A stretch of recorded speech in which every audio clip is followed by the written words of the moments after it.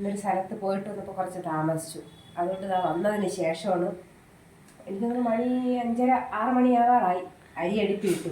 നല്ല റേഷൻ അരി, ചോറും, എന്തായാലും ഒരു തലവേദന. ഞാൻ ഇച്ചിരി കട്ടൻ കുടിച്ചതിന് ശേഷം ബാക്കി. ഇന്ന് ചോറിന് വേറെ ഒരു കറിയില്ല, ഒരു മുട്ടക്കറി. മുട്ടക്കറി നമുക്ക് കാണാം.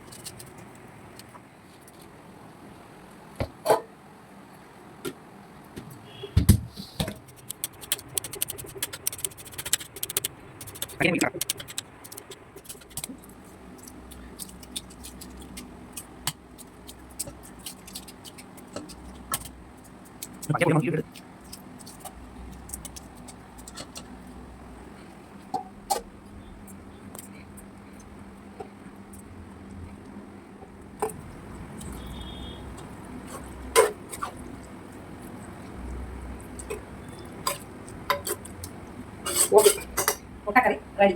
നമുക്ക് കഴിക്കാം.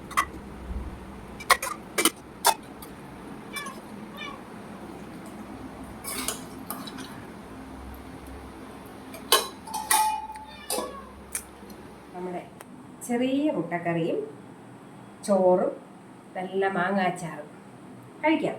വിശക്കുന്നു.